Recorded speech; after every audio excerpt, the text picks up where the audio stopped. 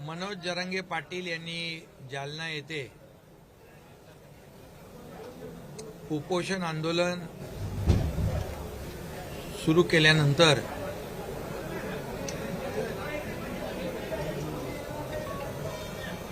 त्यांच्या उपोषणाची आंदोलनाची दखल घेऊन किंबहुना त्यांची जी मागणी होती की जे महसुली किंबहुना इतर ज्या काही नोंदी निजामकालीन नोंदी ज्या आहेत त्या नोंदी जुन्या नोंदी ज्यांच्याकडे असतील त्यांना कुणबी दाखला दिला पाहिजे अशा प्रकारची मागणी त्यांची होती।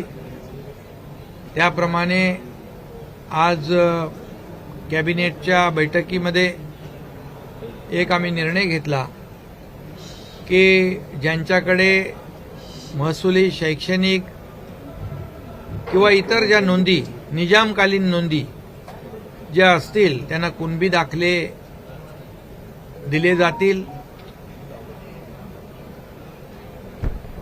आणि त्यासाठी जी कार्यपद्धती आहे किंबहुना त्याचे पडताळणी आहे हे देखील करण्यासाठी एक निवृत्त न्यायाधीश साहेबांची एक कमिटी देखील आज गठीत केली। त्याच्यामध्ये 5 सदस्यांची कमिटी आहे।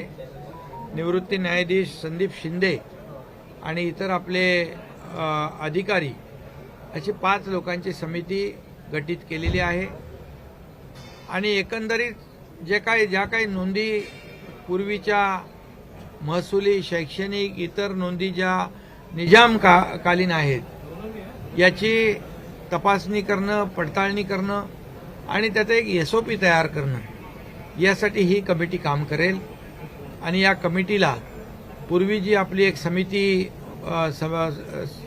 सचिव महसूल यांची समिती मदत करेल आणि ही निवृत्त न्यायाधीशांची समिती जी आहे 1 महिन्यामध्ये सरकारला रिपोर्ट देखील करेल अहवाल सादर करेल आणि जेणेकरून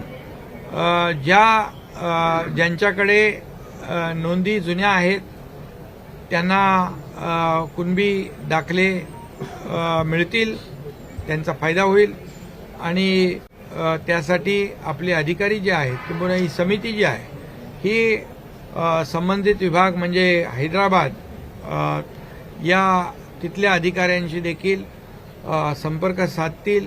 मी देखील त्या मुख्यमंत्र्यांशी देखील वैयक्तिक संपर्क साधेन आणि अशा प्रकारच्या ज्या काही अडचणी आहेत त्रुटी आहेत त्या दूर करण्याचं काम ही निवृत्त न्यायाधीशांची समिती काम करेल। अशा प्रकारचे 2 निर्णय आपण केलेत। आज GR देखील त्याचा काढला जाईल। ज्यांच्याकडे जुन्या नोंदी आहेत निजामकालीन त्यांना कुणबी दाखले देण्याचा GR देखील काढला जाईल आणि ही निवृत्त न्यायाधीशांच्या अध्यक्षतेखाली जी कमिटी आहे ती देखील या ठिकाणी गठीत करण्याचा निर्णय घेतलेला आहे। माझं एवढीच विनंती आहे मनोज जरांगे पाटील यांना की ते मराठा समाजाला आरक्षण मिळावं ही भावना मनामध्ये ठेवून गेले अनेक वर्ष या ठिकाणी त्यांनी आंदोलनं केलेली आहेत। मी देखील त्यांच्याशी वेळोवेळी संपर्क साधलेला आहे आणि आता देखील मी काल परवा देखील त्यांच्याशी बोललो। त्याच्या गेल्या आठवड्यामध्ये देखील बोललो की यामध्ये आपण मार्ग काढूया। सरकार पूर्णपणे सकारात्मक आहे। सरकार या बाबतीमध्ये पूर्ण सकारात्मक आहे। म्हणून तर जेव्हा देवेंद्र फडणवीस साहेब मुख्यमंत्री होते त्यावेळी देखील आपण कायदा करून मराठा समाजाला आरक्षण दिलं। ते हायकोर्टामध्ये 12-13% कायम राखलं गेलं, परंतु दुर्दैवाने सुप्रीम कोर्टामध्ये या ठिकाणी ते आरक्षण रद्द झालं आणि म्हणून त्यावर देखील आपण काम करतोय। आज एवढंच मी आपल्याला सांगेन की जे आरक्षण मराठा समाजाला दिलेलं रद्द झालेलं आहे ते पुन्हा मराठा समाजाला आरक्षण मिळवून देणं ही सरकारची आमची जबाबदारी आहे आणि आम्ही त्यासाठी कटिबद्ध आहोत। आणि मी यापूर्वी देखील भूमिका माझी स्पष्ट केलेली आहे की त्यासाठी जे सुप्रीम कोर्टाने काही त्रुटी त्या ठिकाणी आपल्या निर्णयामध्ये दाखवलेल्या आहेत, ज्या काही म्हणजे मराठा समाज मागास सामाजिक आर्थिक मागास हे आपल्याला ज्या पद्धतीने प्रेझेंट करायला पाहिजे होतं त्यावेळेस दुर्दैवाने तशा प्रकारचं काम झालं नाही आणि त्यामुळे मी आता त्या कुणावर टीका करू इच्छित नाही, परंतु आज जे कोणी टीका करतायत त्यांच्या काळामध्येच हे आरक्षण मराठा समाजाचं रद्द झालेलं आहे हे आपल्या सगळ्यांना माहीत आहे. आणि म्हणून मी टीका न करता मराठा समाजाला आरक्षण मिळालं पाहिजे ही भूमिका स्पष्टपणे आमच्या सरकारची आहे. आणि त्यासाठी जी काही प्रक्रिया करायची आहे कायदेशीर न्यायालयीन लेखीन टास्क फोर्स आपण केला आहे. हरीश साळवे साहेबांसारखे तज्ज्ञ वकील आहेत, अनेक वकील त्या टास्क फोर्समध्ये आहेत. त्याचबरोबर जो डेडिकेटेड आयोग आहे तो देखील यावर काम करतोय. आणखी जे काही करायचं आहे ते पूर्णपणे शासनाच्या माध्यमातून केलं जाईल. त्यासाठी आमच्या बैठका झालेल्या आहेत, चर्चा झालेल्या आहेत. संबंधित जे कोणी यामध्ये आवश्यक मदत करू शकतात त्यांची देखील मदत आम्ही घेतोय. आणि टिकणारं मराठा आरक्षण देईपर्यंत आमचं सरकार स्वस्थ बसणार नाही हा शब्द आहे माझा. आणि या संपूर्ण जी काही दुर्घटना झाली, जालन्याची लाठीचार्ज झाला, त्या संदर्भात देखील त्याच दिवशी आम्ही संबंधित SP पोलीस अधीक्षक यांना जिल्ह्याच्या बाहेर त्यांची बदली केली, सक्तीच्या रजेवर पाठवलं. त्याचबरोबर ॲडिशनल SP जिल्ह्याच्या बाहेर, संबंधित DYSP जिल्ह्याच्या बाहेर त्यांना पाठवलं. विभागीय पोलीस उपविभागीय पोलीस अधिकारी त्यांना त्यांचं निलंबन केलं. आणि पोलीस महासंचालकांच्या माध्यमातून उच्चस्तरीय चौकशी त्या ठिकाणी सुरू आहे. घटनेची झालेली घटना अतिशय दुर्दैवी आहे आणि त्यासाठी आपले लॉ अँड ऑर्डरचे ॲडिशनल DG सक्सेना स्वतः त्या भागामध्ये उपस्थित राहून माहिती घेत आहेत. झालेली घटना अतिशय दुर्दैवी आहे. खरं म्हणजे त्याबद्दल मी खंत व्यक्त केली आहे आणि उपमुख्यमंत्री महोदयांनी देखील त्या घटनेच्या बाबतीत जाहीरपणे क्षमा मागितलेली आहे. त्यामुळे मराठा समाजाच्या भावना, त्यांचा सन्मान, त्यांचा आदर राखणं हे आमचं काम आहे. कारण यामध्ये मी एवढंच सांगेन की मराठा समाजाच्या लाखांचे मोर्चे निघाले परंतु कुठेही कधी गालबोट लागलं नाही. आता या मराठा समाजाच्या आंदोलनाच्या आडून कोणी राजकारण करू नये. मराठा समाज आपला एक मोठा समाज आहे आणि त्याला आरक्षण देण्यासाठी सर्व जे काही विरोधी पक्ष आहेत, सत्ताधारी मंडळी आहेत, या सगळ्यांनी एकत्र येऊन या मराठा समाजाचं आरक्षण जे रद्द झालेलं आहे ते देण्यासाठी सहकार्य नक्की करावं एवढीच माझी विनंती आणि आव्हान आहे. पाटील यांनी पत्रकार परिषद घेतली, त्यात त्यांनी असं म्हटलेलं की कुणबी मराठा हे जे काही प्रमाणपत्र पुरावे हवे असतील तर ते पुरावे माझ्याकडे आहेत, मी सरकारला द्यायला तयार आहे. सरकारने 1 महिनाभर जास्त वेळ काढू नये, लवकरात लवकर त्यावरती निर्णय घ्यावा. पुरावे पाहिजे आम्ही देतो. म्हणून माझं एवढंच म्हणणं आहे की कुठलाही निर्णय घेताना त्याचे संपूर्ण परिणामांचा विचार करून घ्या. ते घेतलेला निर्णय टिकला पाहिजे आणि म्हणून त्यांच्याकडे जे काही पुरावे असतील त्यांनी पुरावे, आता निवृत्त न्यायाधीशांची कमिटी आपण अपॉइंट केलेली आहे, त्यांच्याकडे निश्चितपणे द्यावेत. आणि आम्हालाही जे काही माहिती जिथून घ्यायची आहे आपली संपूर्ण अधिकारी त्यातून माहिती घेतील. आणि आम्हाला मनोज जरांगे पाटील यांच्या जीवाची देखील काळजी आहे आणि म्हणून त्यांना आव्हान आहे, विनंती आहे की त्यांनी देखील याचा विचार करावा आणि मराठा समाजाला आरक्षण देण्याबद्दल कुठलंही सरकारच्या मनामध्ये दुसरी भूमिका नाही हे मी पुन्हा एकदा या ठिकाणी सांगतो, स्पष्टपणे सांगतो की मराठा समाजाला आता ते फक्त मराठवाड्यातल्या कुणबी समाजाला, मराठवाड्यातल्या लोकांना कुणबी समाजाचं कुणबी दाखला मिळण्यासंदर्भातलं आंदोलन आहे, पण त्याच्यावर देखील आपण निर्णय आज घेतलेत. परंतु मराठा समाजाला जे रद्द झालेलं आरक्षण आहे ते मिळवून देण्यासाठी सरकार कटिबद्ध आहे. सर, पण त्यांची जी मागणी आहे की आदेश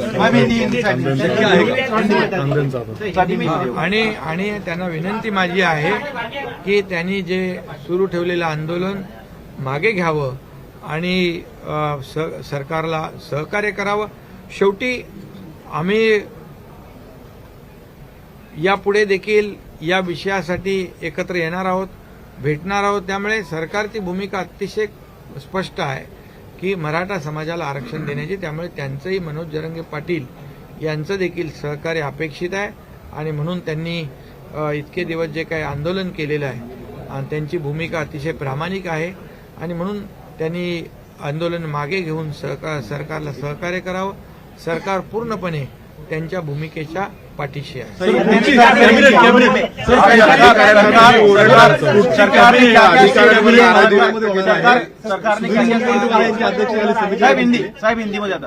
आज की कैबिनेट बैठक में जालना में जो मनोज जरंगे पाटिल मराठा समाज के कार्यकर्ता उन्होंने आंदोलन शुरू किया है, वो अनशन पे बैठे हैं और उसकी चिंता सरकार को है. इसीलिए उन्होंने आंदोलन पीछे लेकर हॉस्पिटलाइज होना, उपचार लेना, इसके लिए हमारे मंत्री जी वहां गए थे, उन्होंने भी कोशिश की. और आज जो उनकी जो मांग थी कि जिनके पास कुनबी प्रमाण पत्र जिसमें महसूली शैक्षणिक जिसपे नोंद है और वो निजामकालीन पुरानी नोंद हो, उसको ये कुनबी प्रमाण पत्र मिलना चाहिए, ऐसी उनकी डिमांड थी. और निश्चित रूप से आज कैबिनेट की बैठक में सरकार ने निर्णय लिया है कि जिनके पास पुराने दस्तावेज है जो निजामकालीन हो, तो ऐसे लोगों को कुनबी प्रमाण पत्र देना चाहिए. ये निर्णय लिया. इसके बावजूद एक रिटायर्ड जस्टिस संदीप शिंदे जी, इनकी अध्यक्षता में एक उच्च स्तरीय समिति गठित की गई है और वो भी इस पर काम करेगी, उसकी पड़ताल की जांच करेगी और जो भी त्रुटियां हैं वो देखेगी और 1 महीने में अपना रिपोर्ट सरकार को पेश करेगी. हमारे अधिकारी भी ये जो पहले जो कागजात है निजाम के समय के, उस पे काम करेंगे. मैं भी खुद वहाँ के मुख्यमंत्री जी से बात करूंगा ताकि वहाँ के जो लोग हैं जिनके पास पुराने प्रमाण पत्र है, पुराने कुछ दस्तावेज है, उसके मुताबिक उनको कुनबी प्रमाण पत्र देना आसान हो जाएगा. और इसलिए ये जो उन्होंने अनशन किया है, उसमें जो दुर्भाग्यपूर्ण घटना घटी है, लाठीचार्ज हुआ है, इसके लिए भी सरकार ने वहाँ के एसपी को छुट्टी पर भेज दिया है, वहाँ के एडिशनल एसपी को वहाँ से निकाल दिया है, विभागीय पुलिस अधिकारी को निलंबित कर दिया है, पुलिस महासंचालक उसकी जांच कर रहे हैं, एडिशनल डीजी लॉ एंड ऑर्डर वहाँ पर खुद वहाँ बैठकर पूरा जायजा ले रहे हैं और जो भी दोषी पाए जाएंगे उसके ऊपर कड़ी कार्रवाई भी करेगी सरकार. और इसलिए अभी मेरी अपील है ये मनोज जरंगे पाटिल जी को कि ये आपका जो अनशन है वो पीछे लेकर सरकार को सहयोग करे और हमें उनकी तबीयत की भी, आरोग्य की भी चिंता है और सरकार पूरी तरह से मराठा समाज को आरक्षण देने के पक्ष में है. जो आरक्षण पहले देवेंद्र फडणवीस जी मुख्यमंत्री थे तभी जो दिया था, वो आरक्षण हाईकोर्ट में भी कंफर्म हुआ था. दुर्भाग्यपूर्ण घटना सुप्रीम कोर्ट में जब हुआ तब सुप्रीम कोर्ट ने उसको खारिज किया है. उसे फिर से मराठा रिजर्वेशन देने के लिए सरकार कटिबद्ध है. सरकार पूरी तरह, सरकार की भूमिका साफ है और इसलिए जो भी करना पड़े प्रक्रिया वो सरकार करेगी. कांद्याचं जे आज कॅबिनेट मध्ये आज हाही निर्णय घेतला की कांद्याचं जे अनुदान आहे जवळपास 4,65,000 शेतकऱ्यांना देण्याचं, 350 रुपयाप्रमाणे जवळपास 400 कोटी रुपये त्यांना देण्याचा निर्णय आज सरकारने घेतला आणि एका क्लिकवर सर्व शेतकऱ्यांच्या खात्यामध्ये ते पैसे जमा करण्याचा निर्णय घेतला. शेतकऱ्यांना आता पैसे मिळतील आणि शेतकऱ्यांना देखील आम्ही दिलेला शब्द जो आहे हा पाळलेला आहे, त्यांना दिलासा मिळेल. त्याचबरोबर जे आता काही ठिकाणी पाऊस कमी पडतोय, शेतकरी चिंतित आहेत आणि शेतकरी त्याबाबतीत देखील कॅबिनेटमध्ये चर्चा झाली. शेतकऱ्यांना सरकार वाऱ्यावर सोडणार नाही. शेतकऱ्यांना जे काही आता सध्या संकटात आहे आणि ज्या माध्यमातून त्यांना मदत करता येईल सरकार पूर्णपणे मदत करेल आणि शेतकऱ्यांच्या पाठीशी सरकार उभं राहील. मराठवाड्यात होणारे समिती गठीत केली आहे. पुढची कॅबिनेट मिटिंग मुनगंटीवारांची समिती गठीत केली आहे पुढची कॅबिनेट. पुढची कॅबिनेट जी आहे ती संभाजीनगरला मराठवाडा मुक्ती संग्रामचं अमृत महोत्सवी वर्ष आहे आणि ती सुधीर मुनगंटीवार यांच्या अध्यक्षतेखाली एक कमिटी देखील गठीत केलेली आहे की मराठवाडा मुक्ती संग्राम जो आहे हा इतिहास आहे आणि म्हणूनच यावर्षी त्या ठिकाणी कॅबिनेट होईल आणि मराठवाड्यासाठी जे जे मोठे निर्णय चांगले निर्णय मराठवाड्यातल्या जनतेसाठी जे घेता येतील ते सरकार त्या ठिकाणी घेईल. मराठवाड्याला मोठ्या प्रमाणावर दिलासा देण्याचं काम सरकार करेल कारण मराठवाड्यातल्या लोकांचा मोठा त्याग या ठिकाणी आहे तो विसरणार नाही आणि त्यांच्याबरोबर सरकार पूर्णपणे पाठीशी खंबीरपणे उभा आहे. त्या बाबतीत आजच्या कॅबिनेटमध्ये सविस्तर चर्चा झालेली आहे. लोकशाही चॅनलवरती गुन्हा दाखल झालेला आहे आणि सायबरसाठी सुद्धा 837 कोटी रुपयाचा प्रकल्प जो आहे राज्य सरकारने निर्णय घेतला. सायबर क्राईममध्ये मोठ्या प्रमाणावर होत असलेली वाढ लक्षात घेऊन त्याच्यामध्ये त्याचं प्रमाण कमी करण्यासाठी जे काही नवीन तंत्रज्ञान आहे ते त्याचा वापर झाला पाहिजे आणि पूर्णपणे आपली जी सिस्टीम आहे ॲडव्हान्स सिस्टीम तयार झाली पाहिजे जेणेकरून या सायबर क्राईममधून लोकांची होणारी फसवणूक दाखल होणारे गुन्हे त्याचं प्रमाण कमी होईल आणि मोठ्या प्रमाणावर या राज्यातल्या लोकांना नागरिकांना दिलासा मिळेल.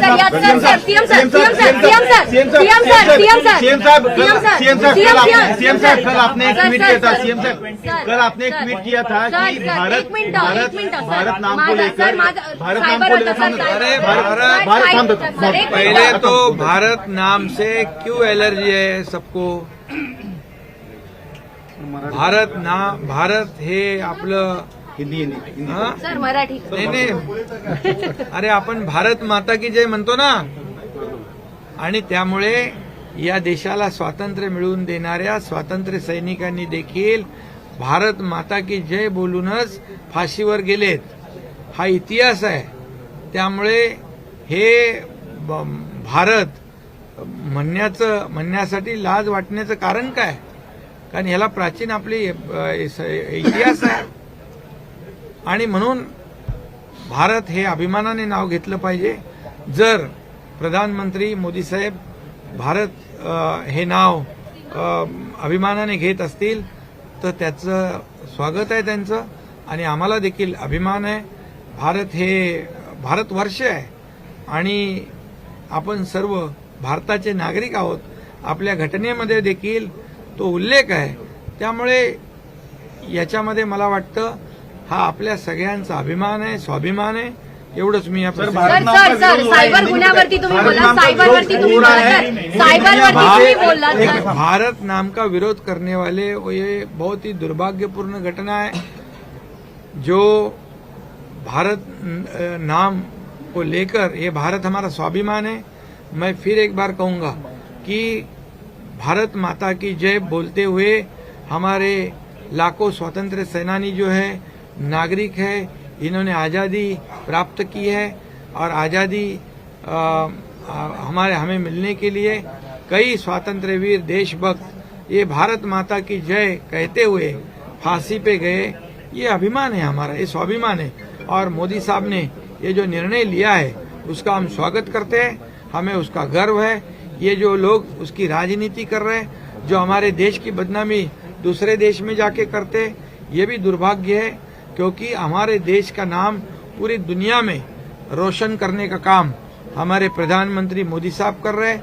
आज जहाँ भी हमारे प्रधानमंत्री जाते हैं वहाँ के अमेरिका जैसे बड़े राष्ट्राध्यक्ष भी उनका स्वागत सम्मान करते हैं. सभी देशों के बड़े बड़े जो प्रमुख हैं वो उनके साथ बहुत ही सम्मान के साथ आदर के साथ बर्ताव करते हैं और हमारा देश जो है महासत्ता की ओर ले जाने का काम प्रधानमंत्री कर रहे हैं.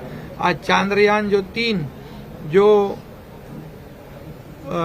यहाँ पर जो मुहिम यशस्वी हुई है ये हमारे लिए सबके लिए गर्व की बात है. दक्षिण ध्रुव में ये अभियान यशस्वी करने वाला भारत ये पहला देश है और इसलिए ये विरोधी पार्टी जो है उनके पैरों तली जमीन खिसक रही है। ये बड़े बड़े काम हो रहे हैं, इसको उनको चिंता हो रही है कि मोदी जी के सामने कैसे हम इकट्ठा हो जाए। एक द्वेष पूरी तरह एक द्वेष, एक जलन उनके दिल में मोदी जी के बारे में है। मोदी जी तो देश का विचार कर रहे हैं और ये देश की बदनामी प्रदेश में जाके करते हैं। ये कितने भी इकट्ठे होकर विरोध करें, लोगों ने तय कर लिया है जो भारत को आगे बढ़ाने वाला प्रधानमंत्री है, जो भारत का विकास करने वाला प्रधानमंत्री है, जो भारत को महासत्ता की ओर ले जाने वाले प्रधानमंत्री है, उनको 2024 में अब तक के सब रिकॉर्ड टूटेंगे और 2024 में फिर से मोदी जी प्रधानमंत्री बनेंगे। ये देश के दुनिया ने देश की जनता ने तय कर लिया है। सनातन धर्म को लेकर के कांग्रेस पार्टी विरोध कर रही है।